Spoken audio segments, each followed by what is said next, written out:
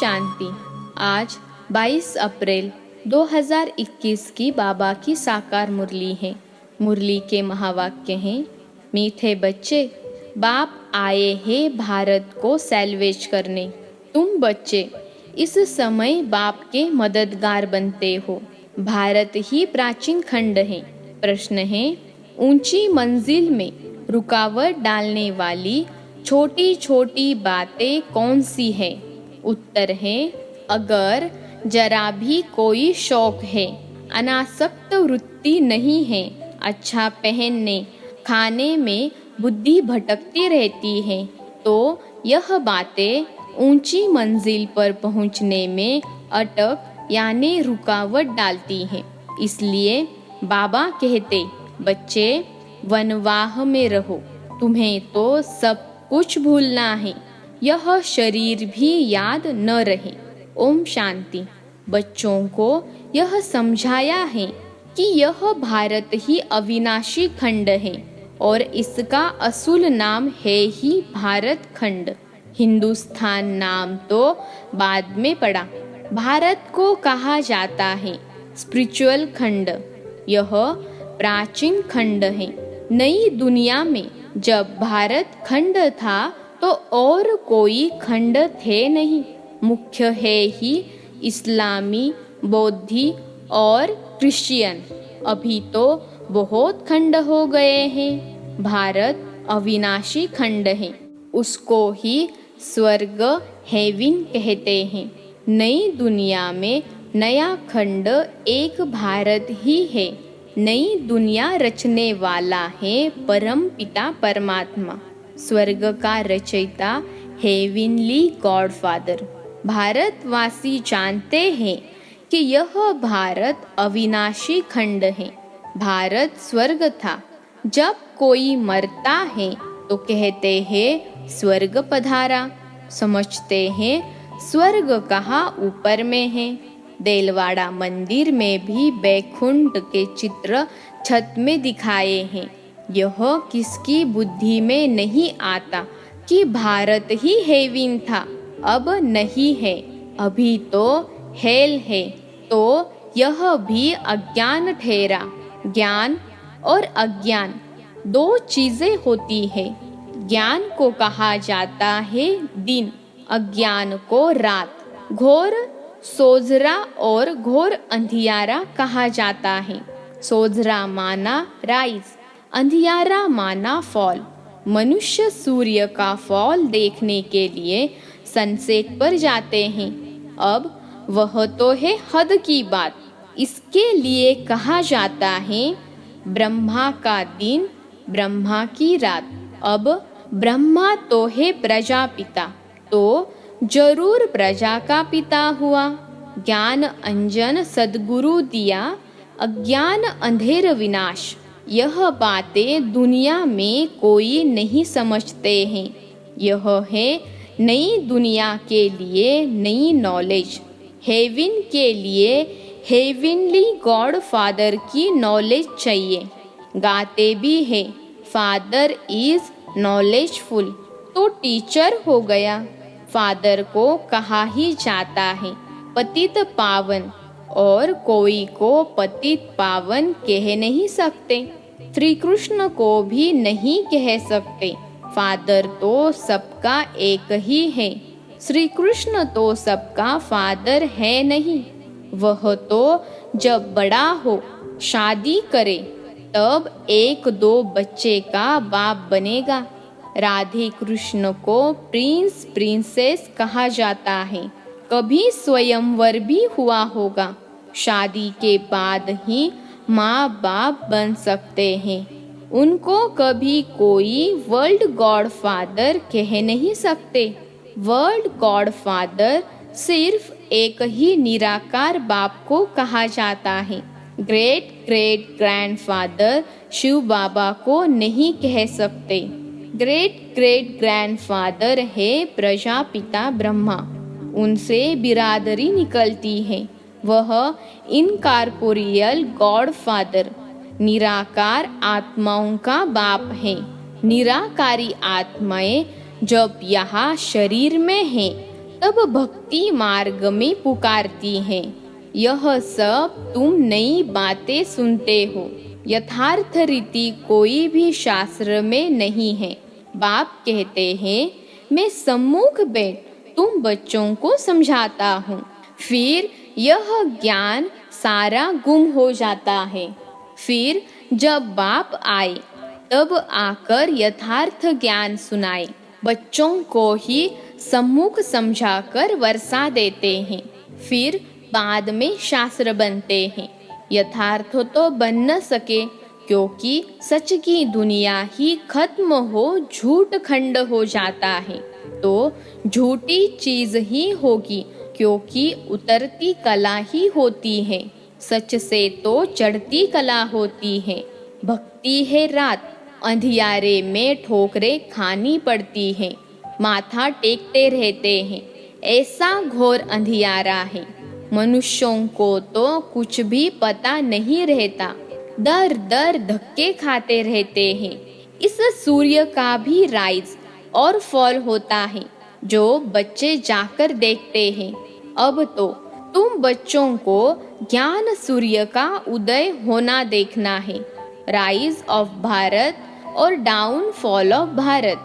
भारत ऐसे डूबता है जैसे सूर्य डूबता है।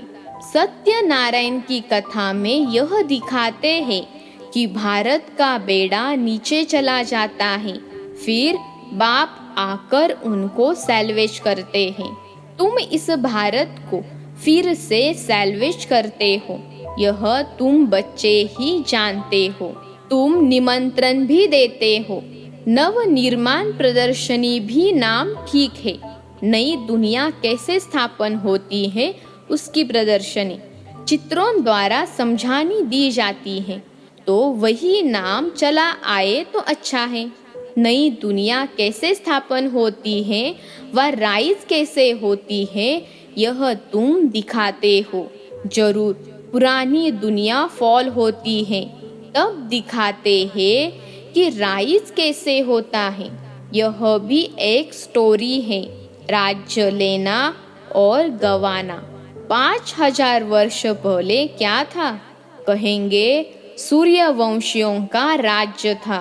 फिर चंद्रवंशी राज्य स्थापन हुआ। वह तो 1-2 से राज्य लेते हैं, दिखाते हैं फलाने से राज्य लिया। वह कोई सीढ़ी नहीं समझते। यह तो बाप समझाते हैं कि तुम गोल्डन एज से सिल्वर एज में गए, सीढ़ी उतरते आए। यह 84 जन्मों की सीढ़ी है। सीढ़ी उतरनी होती है, फिर चढ़नी भी होती है।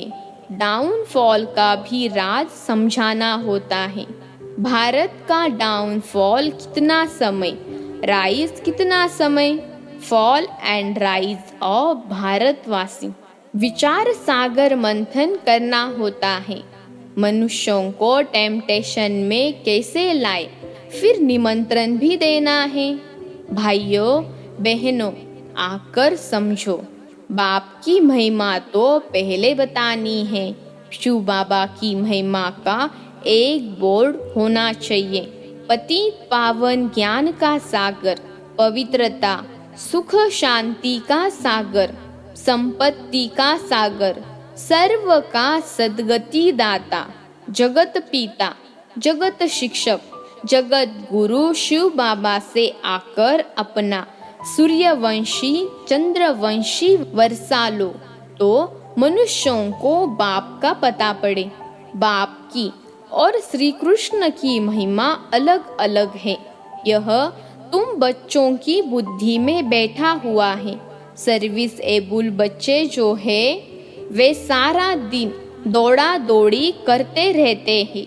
अपनी लौकिक सर्विस होते भी छुट्टी ले सर्विस में लग जाते हैं। यह है ही ईश्वरीय गवर्नमेंट। खास बच्चियां अगर ऐसी सर्विस में लग जाए तो बहुत नाम निकाल सकती हैं। सर्विस एबुल बच्चों की पालना तो अच्छी रीति होती ही रहती है, क्योंकि शिव बाबा का भंडारा भरपूर है। जिस भंडारे से खाया वह भंडारा भरपूर, काल कंटक दूर। तुम हो शिववंशी, वह रचता है, यह रचना है। बाबुल नाम बहुत मीठा है, शिव साजन भी तो है ना। शिव बाबा की महिमा ही अलग है। निराकार अक्षर लिखने से समझते हैं कि उनका कोई आकार नहीं है। बिलवेड मोस्ट शिव बाबा है, परम प्रिय तो लिखना ही है। इस समय लड़ाई का मैदान उनका भी है तो तुम्हारा भी है। शिव शक्तियाँ नॉन वायलेंस गाई जाती है, परंतु चित्रों में देवियों को भी हथियार दे हिंसा दिखा दी है। वास्तव में तुम योग अथवा याद के बल से विश्व की बादशाही लेते हो, हथियारों आदि की बात ही नहीं है। गंगा का प्रभाव बहुत है, बहुतों को साक्षात्कार भी होगा। भक्ति मार्ग में समझते हैं कि गंगा जल मिले तब उद्धार हो, इसलिए गुप्त गंगा कहते रहते हैं। कहते हैं बाण मारा और गंगा निकली। गौ मुख से भी गंगा दिखाते हैं। तुम पूछेंगे तो कहेंगे कि गुप्त गंगा निकल रही है। त्रिवेणी पर भी सरस्वती को गुप्त दिखाया है। मनुष्यों ने तो बहुत बातें बना दी हैं, यहाँ तो एक ही बात है, सिर्फ अल्फ बस। अल्लाह आकर बहिश्त स्थापन करते हैं, खुदा हेविन स्थापन करते हैं, ईश्वर स्वर्ग स्थापन करते हैं। वास्तव में ईश्वर तो एक है, यह तो अपनी अपनी भाषा में भिन्न भिन्न नाम रख दिए हैं, परंतु यह समझते हैं कि अल्लाह से जरूर स्वर्ग की बादशाही मिलेगी। यहाँ तो बाप कहते हैं मन मना भव, बाप को याद करने से वर्षा जरूर याद आएगा। रचता की रचना है ही स्वर्ग। ऐसे थोड़े ही कहेंगे कि राम ने नर्क रचा। भारतवासियों को यह पता ही नहीं कि निराकार रचता कौन है। तुम जानते हो कि नर्क का रचता रावण है, जिसको जलाते हैं। रावण राज्य में भक्ति मार्ग का सैंपलिंग कितना बड़ा है। रावण का रूप भी बड़ा भयंकर बनाया है। बोलते भी है कि रावण हमारा दुश्मन है। बाप ने अर्थ समझाया है। पेशगीर यानी विस्तार बड़ा है तो रावण का शरीर भी बड़ा बनाते हैं। शिव बाबा तो बिंदी है, परंतु चित्र बड़ा बना दिया है।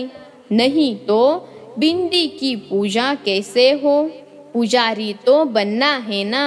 आत्मा के लिए कहते हैं भ्रुकुटी के बीच में चमकता है अजब सितारा, और फिर कहते हैं आत्मा सो परमात्मा, तो फिर 1000 सूर्य से ज्यादा तेज कैसे होगा। आत्मा का वर्णन तो करते हैं, लेकिन समझते नहीं।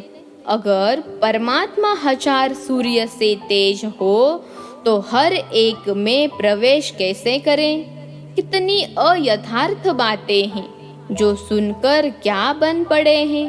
कहते हैं आत्मा सो परमात्मा, तो बाप का रूप भी ऐसा होगा ना, परंतु पूजा के लिए बड़ा बनाया है।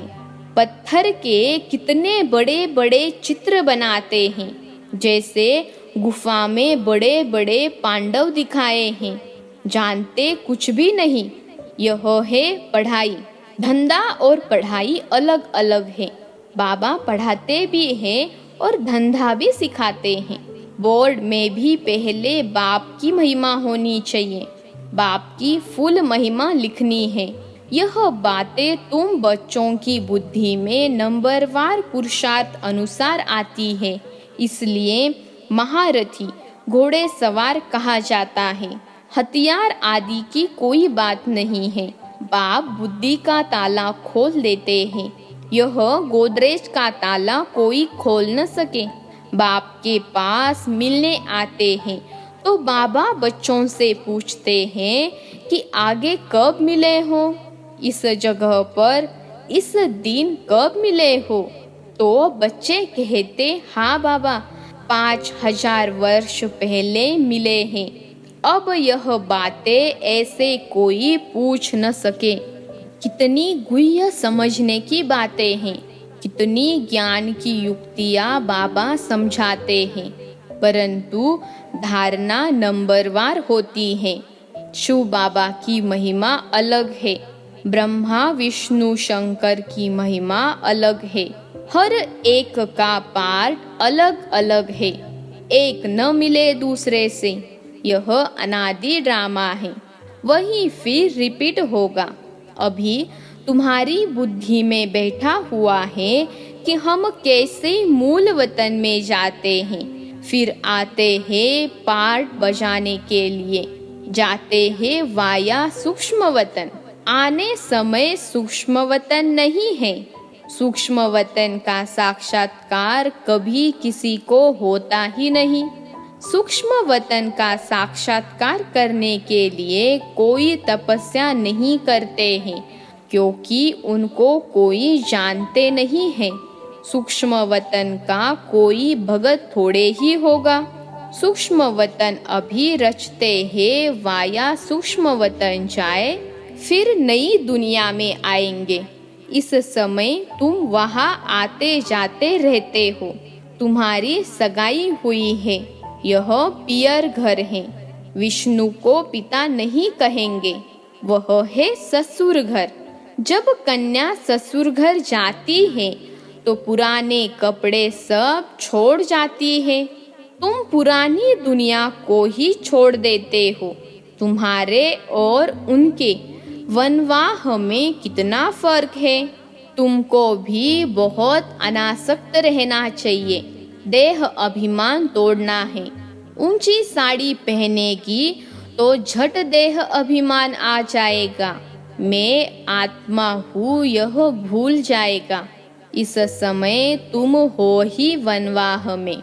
वनवाह और वानप्रस्थ एक ही बात है। शरीर ही छोड़ना है तो साड़ी नहीं छोड़ेगी क्या? हल्की साड़ी मिलती है तो दिल ही छोटी हो जाती है। इसमें तो खुशी होनी चाहिए। अच्छा हुआ जो हल्का वस्त्र मिला। अच्छी चीज को तो संभालना पड़ता है। यह पहनने खाने की छोटी छोटी बातें भी ऊंची मंजिल पर पहुंचने में अटक डालती है। मंजिल बहुत बड़ी है। कथा में भी सुनाते हैं ना कि पति को कहा यह लाठी भी छोड़ दो। बाबा कहते हैं यह पुराना कपड़ा, पुरानी दुनिया सब खलास होनी है। इसलिए इस सारी दुनिया से बुद्धियोग तोड़ना है। इसको बेहद का सन्यास कहा जाता है। सन्यासियों ने तो हद का सन्यास किया है। अब तो फिर वे अंदर आ गए हैं। आगे तो उन्हों में बहुत ताकत थी। उतरने वालों की महिमा क्या हो सकती है। नई नई आत्माएं भी पिछाड़ी तक आती रहती है पार्ट बजाने। उनमें क्या ताकत होगी। तुम तो पूरे 84 जन्म लेते हो। यह सब समझने के लिए कितनी अच्छी बुद्धि चाहिए। सर्विस एबुल बच्चे सर्विस में उछलते रहेंगे। ज्ञान सागर बच्चे ऐसे भाषण करें जैसे बाबा उछलता है। इसमें फेक नहीं होना है। अच्छा, मीठे मीठे सिखिलते बच्चों प्रति माता पिता बाप दादा का याद प्यार और गुड मॉर्निंग। रूहानी बाप की रूहानी बच्चों को नमस्ते। हम रूहानी बच्चों की रूहानी माता पिता बाप दादा को याद प्यार गुड मॉर्निंग और नमस्ते बाबा नमस्ते। धारणा के लिए मुख्य सार। पहली पॉइंट है बुद्धि से बेहद का संन्यास करना है। वापस घर जाने का समय है। इसलिए पुरानी दुनिया और पुराने शरीर से अनासक्त रहना है। दूसरी पॉइंट है ड्रामा की हर सीन को देखते हुए सदा हर्षित रहना है। आज का वरदान है अपने हाईएस्ट पोजीशन में स्थित रहकर हर संकल्प, बोल और कर्म करने वाले संपूर्ण निर्विकारी भव। अपने हाईएस्ट पोजीशन में स्थित रहकर हर संकल्प, बोल और कर्म करने वाले संपूर्ण निर्विकारी भव। विश्लेषण है, संपूर्ण निर्विकारी अर्थात किसी भी परसेंट में कोई भी विकार तरफ आकर्षण न जाए, कभी उनके वशीभूत न हो। हाईएस्ट पोजीशन वाली आत्माएं कोई साधारण संकल्प भी नहीं कर सकती। तो जब कोई भी संकल्प व कर्म करते हो तो चेक करो कि जैसा ऊंचा नाम वैसा ऊंचा काम है। अगर नाम ऊंचा काम नीचा तो नाम बदनाम हो। इसलिए लक्ष्य प्रमाण लक्षण धारण करो, तब कहेंगे संपूर्ण निर्विकारी अर्थात होलीएस्ट आत्मा। आज का स्लोगन है, कर्म करते करन करावन हार बाप की स्मृति रहे तो स्वपुरुषार्थ और योग का बैलेंस ठीक रहेगा। कर्म करते करन करावन हार बाप की स्मृति रहे तो स्वपुरुषार्थ और योग का बैलेंस ठीक रहेगा। अच्छा, ओम शांति।